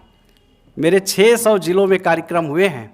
कल भी मेरा, आज मैं बनारस जाऊंगा, रात को पता नहीं कितने बजे पहुंचूंगा। कल मेरा 1 बजे से बम्बई में कार्यक्रम है और रात को 8 बजे से गोवा में कार्यक्रम है। कल पूरा अनवरत भारत को मैं घुमा हूं और 600 जिलों में जाके कार्यक्रम किया हूं, और कहीं भी कोई भी कठिनाई मुझे दिव्यांग समाज से नहीं आई। क्योंकि इसलिए नहीं आई कि मैं उनको अपने से अलग समझा ही नहीं, मैंने हमेशा उनको अपना परिवार का हिस्सा समझा। उन्होंने कुछ अगर कहा भी, जैसे मेरे घर में भी होता है, मेरे भाई है, मेरे चाचा है, मेरी पत्नी है, बच्चे हैं, नहीं पकता है, कुछ अपशब्द बोल देते हैं, कर देते तो मुझे भी बोल देते हैं, तो मैं ये समझ के वो हो जाता हूँ, आगे बढ़ जाता हूँ कि चलिए अपना परिवार अपना भाई है, उससे द्वेष नहीं रखता। इन्हीं को मैं डांट रहा हूँ तो इनसे कोई हमारा द्वेष थोड़ा है। ठीक है, थोड़ी देर बाद ठीक हो जाएगा। इनको काम सिखा रहा हूँ, काम सीखे, नहीं सीखेंगे नहीं सीखेंगे। भाई हमारा काम है गलत पर टोकना, बोलना, नहीं सीखेंगे, किसी से कोई द्वेष नहीं। इसलिए मैं आज तक बता रहा हूँ, लोग का नहीं कर पाते। दिव्यांग का काम चैलेंजिंग काम है, लेकिन मुझे कोई 5-6 सालों में मैं कर रहा हूँ लगातार। मैं डॉक्टर था, अपनी मेडिकल प्रैक्टिशनर था, और छोड़कर आज मैं पूरे देश में घूम रहा हूँ, कर रहा हूँ। मुझे कोई कठिनाई किसी प्रकार की जीवन में आई ही नहीं आज तक, और भविष्य में कभी आएगी। लोग दिव्यांगों के बारे में बोलते हैं कि अरे बड़ा टेढ़ा है, बड़ा कठिन है। हम कि ठीक है, हम बात करेंगे ना, कितना भी कठिन होता है, कितना भी उनका सवाल होता है, लेकिन प्रेम से हंसकर बात करके मैं उसको सॉल्व कर देता हूँ। इसलिए कि हम आप सब एक काम के लिए निकले हैं। वह काम क्या है? भारत माता की जय। यह भारत माता जब रहेंगी, मैं अपनी बात को यही समाप्त करूँगा, जब आपका भी लक्ष्य है भारत का उत्थान, मेरा भी लक्ष्य है भारत का उत्थान, और दिव्यांग का उत्थान तभी है जब भारत माता का उत्थान होगा। एक छोटी सी घटना में कहा कि एक मेला लगा था, उस मेले में एक बच्चा था जो बहुत ही गरीब मतलब परिवार से था। उसकी माँ और बच्चा मेला देखने गए। उसकी माँ के पास 1 रुपया नहीं थी। बच्चे ने खिलौना देखा, कहा कि माँ हम लेंगे। माँ ने कहा कि बेटा पैसा नहीं है। फिर बच्चे ने कहा मिठाई लेंगे। उसकी माँ ने कहा पैसे नहीं। कपड़ा लेंगे, पैसा, मतलब जो चीज़ बच्चा कहता, माँ कहती कि बेटा मेरे पास पैसा नहीं है। वह मेला था, भीड़ थी, इतने में भीड़ आई और भीड़ ज़्यादा आई, फ्लो आया। बच्चा अलग हो गया, माँ अलग हो गया, बच्चा रोने लगा। लोग इकट्ठा हो गए, बच्चे को चुप कराने लगे। खिलौना लाए, बच्चे ने कहा नहीं लेंगे। मिठाई लाए, नहीं लेंगे। कपड़ा लाए, जिस चीज़ के लिए बच्चा रो रहा था वो सब चीज़ें लाई गई, लेकिन उस बच्चे ने कहा कि मैं नहीं लूँगा। क्या लूँगा? मैं अपनी माँ को लूँगा। तो हमारे लिए धन, यश, पद अगर बिना भारत माता के मिले तो वह व्यर्थ है। हमें धन, यश, पद, वैभव हमें सब चाहिए, लेकिन किसके साथ चाहिए? भारत माता के। जैसे उस बच्चे ने कहा कि बिना माँ के मुझे कुछ नहीं, मुझे मेरी माँ चाहिए। तो हम सबको भी अपने जीवन का यह लक्ष्य रखना चाहिए कि हमें मेरी माँ चाहिए, और हमारे माँ के अलावा हमें कुछ भी नहीं चाहिए। तो आज भारत के प्रधानमंत्री नरेंद्र भाई मोदी जी बचपन से, बस 2 मिनट में मैं समाप्त करता हूँ, आप लोग भोजन कर। भारत के प्रधानमंत्री नरेंद्र मोदी जी ने आज बचपन से घर से निकलकर पूरे देश का संचालन करते हुए 125 करोड़ लोगों को उन्होंने अपना परिवार माना। 1 मिनट वो 18 घंटे से 20 घंटे काम करते हैं, नहीं थकते। क्यों नहीं थकते? क्योंकि उनके लिए 125 करोड़ लोग बोझ नहीं, उनका परिवार है। वह इसलिए नहीं थकते, उनके अंदर नए उत्साह, एनर्जी हमेशा इसलिए रहती है कि वह इस देश के 125 करोड़ निवासियों को अपना परिवार मानते हैं। हमको भी इस तरह का व्यवहार करना चाहिए। और पिछले 10 सालों में जिन्होंने दिव्यांगों की तकदीर और तस्वीर दोनों बदलने का काम किया, आज मैंने मंच से बोला कि जैसे कि आज एक नया विचार आया आदरणीय मिश्रा जी के, विष्णुकांत भाई साहब जी की बात पे, तो जैसे किसान सम्मान निधि मिलती है, हमें यह मांग करना चाहिए कि हमें पेंशन न कहा जाए, दिव्यांग सम्मान निधि कहा जाए। वह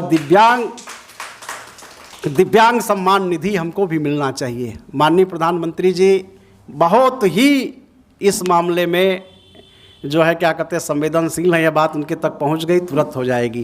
क्योंकि मैं कुछ दिन पहले की बात है, वाराणसी में बेरा टेस्ट होता है, कान के लिए टेस्ट होता है, बेरा टेस्ट दिव्यांगों का नहीं बनता, तो जिला चिकित्सालय में वो नहीं था, वो वहाँ पर्चा बनता था, वो काशी हिंदू विश्वविद्यालय जाते थे, फिर आते थे, फिर करते थे, 2-3 महीना लगता था। मुझे अवसर मिला मिलने का, तो मैंने कहा कि मैं माननीय प्रधानमंत्री जी कुछ कहना चाहता हूँ।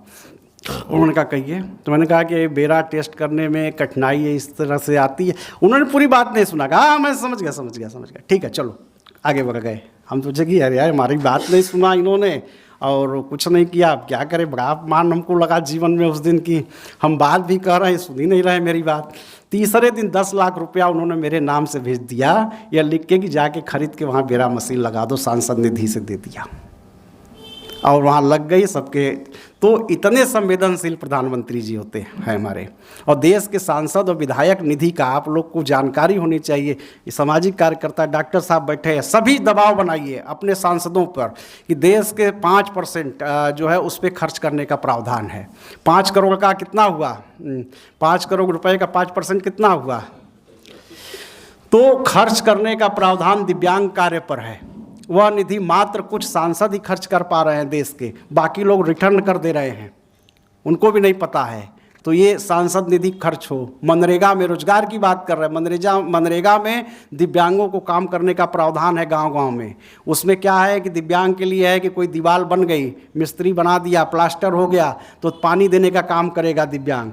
फुलवारी है, फूल लग गया, फूल पौधों को पानी देगा, तो मनरेगा में दिव्यांग करने कोई नहीं दे रहा है। इसकी मॉनिटरिंग कौन करेगा? हम दिव्यांग प्रकोष्ठ के कार्यकर्ता करेंगे।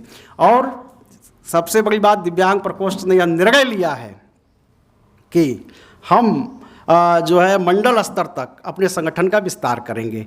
हमारे जैसे लखनऊ में कितने मंडल हैं? 16 मंडल हैं। तो 16 मंडल में हम 1 संयोजक 2 संयोजक रखेंगे, 3 16 जिले में 16 है, तो 16 मंडल में 3 पदाधिकारी, एक संयोजक 2 संयोजक, 3 हो गए, 3 हुए, 16 तिया 48। तो 48 पदाधिकारियों की नियुक्ति आपको करनी है योगेश जी। और आपके नगर में जितने मंडल होंगे पता लगा लीजिएगा। तो और अवध बिहारी जी आप भी पता लगा लें, अवस्थी जी आप भी पता लगा लें, सुरभि जी आप हैं, अम्बेडकर नगर से आए हैं, हमारे वो दीक्षित जी आए हैं, देखिए वहाँ से बाराबंकी से वो हैं, गणेश हमारे लक्ष्मण चौरसिया जी हैं, सारे लोग हैं, ये पता लगा लें। गौरव जी हैं, गौरव जी जो कि खड़े हो जाइए आप है। और मैं अब डॉक्टर सर्वेश त्रिपाठी जी से अनुरोध करूंगी कि 2 शब्द हम लोगों को अपने मुखारबिंदु से बोल दें। मैं अपने सभी भाइयों को प्रणाम करता हूं और मंच पर उपस्थित मेरे बड़े भाई आदरणीय उत्तम ओझा को प्रणाम करता हूं, विष्णुकांत मिश्रा जी को प्रणाम करता हूं, सभी को प्रणाम करता हूं। सबसे पहले तो यहाँ पे आज बहुत अच्छी बातें हुई कि कैसे दिव्यांगों को आगे बढ़ाना है, कैसे दिव्यांग आगे बढ़ेंगे। और मेरा अपना एक ये मानना है जिसमें मैं कल भी चर्चा कर रहा था कि हम सभी लोगों को स्वावलंबी होना बहुत ज़रूरी है। हम सब लोग रोजगार की दिशा में आगे बढ़ें, खुद पे निर्भर बने और एक ये संकल्प लेके आगे बढ़ें। माननीय ओम प्रकाश जी ने पिछले अपने भाषण में कहा भी था और वो बात मुझे बड़ी अच्छी लगी थी। उस बात को मैं दोबारा यहाँ कोट करना चाहूंगा कि आप जब भी कहीं जाएं तो आप ऐसे हाथ लेके ना जाएं, आप ऐसे हाथ करें। अपने आप को इस तरह बनाना है कि हम अपना हाथ ऐसे रखें। तो इसी संकल्प के साथ बस मैं आप सभी को फिर से प्रणाम करता हूं।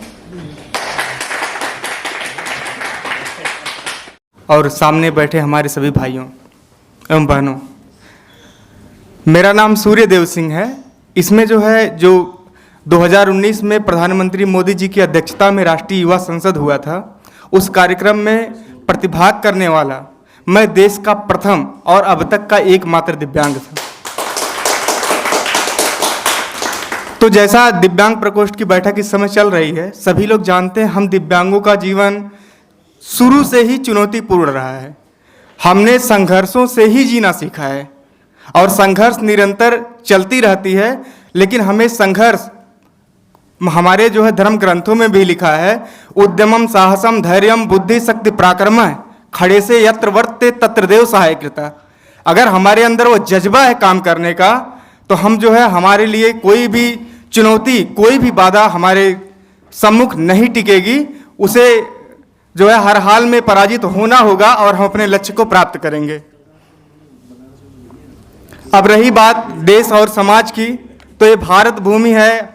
हमेशा से ऋषि मुनि तपस्वी हुए, महर्षि अष्टावक्र जैसे महाज्ञानी हुए, जिन्होंने अपने पूरे मंच पे ही सब लोगों को कहा, जब उनके दिव्यांग शरीर को देख करके सब लोग हंसे, तो उन्होंने राजा जनक से कहा कि इन चमारों की सभाओं में, क्षमा कीजिएगा आज के समय में ये गलत शब्द है, लेकिन उन्होंने कहा कि इन चमारों की सभाओं में हम आए हुए हैं तो जो है कैसा लगेगा हमें। तो उन्होंने, बड़े बड़े विद्वान पंडित बैठे थे, उन्होंने कहा कि हमें चमार कह रहे हैं। तो उन्होंने कहा जो हमारे चर्म शरीर को देख करके हंस रहे हैं, उन्हें, जिन्हें चमड़े का ज्ञान हो, उन्हें चमार ना कहा जाए तो और क्या कहा जाए। तो सभी के अंतर मन की भावना को, जो भी दिव्यांग हैं, सभी में करने का जज्बा है। अब देखिए डॉक्टर साहब बैठे हैं और भी बहुत सारे लोग हैं जो निरंतर संघर्ष करके आज इस मुकाम पर हैं। तो हमें अपने अंदर निरंतरता और संघर्ष की जो क्षमता है उसको निरंतर बनाए रखना चाहिए। और इस कलयुग में हमेशा जो है कहा गया है, संघे शक्ति कलयुगे। कलयुग में संगठन में ही शक्ति है। जब हम एकाग्रचित होकर के, एकजुट होकर के कोई भी काम करेंगे। अभी माननीय उत्तम भाई साहब ने कहा कि जो है देखिए, अब जो है हम लोग अगर संगठित होकर के, आज हम लोग 20 करोड़ की संख्या में हैं, अगर संगठित होकर के किसी बात को एक मंच से उठाएंगे तो निश्चित ही हमारी बात सुनी जाएगी।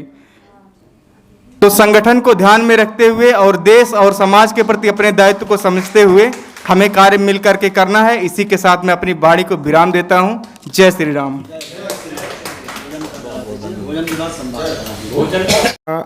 मैं यहाँ आए सभी हमारे सम्मानित जनों का बहुत बहुत स्वागत और अभिनंदन करता हूँ। और मैं मुकेश मिश्रा, संयोजक दिव्यांग प्रकोष्ठ अवध क्षेत्र भारतीय जनता पार्टी से हूँ। हमारे बीच हमारे आदरणीय जितने भी प्रकोष्ठ और विभाग हैं, उनके प्रभारी आदरणीय ओम प्रकाश श्रीवास्तव जी हैं। मैं उनसे विनम्र निवेदन करना चाहूँगा, कृपया वो मंच पे आ जाएं। और हमारे आदरणीय प्रदेश संयोजक आदरणीय डॉक्टर उत्तम ओझा जी से मैं विनम्र निवेदन करना चाहूँगा कि वो मंच पे आने की कृपा करें।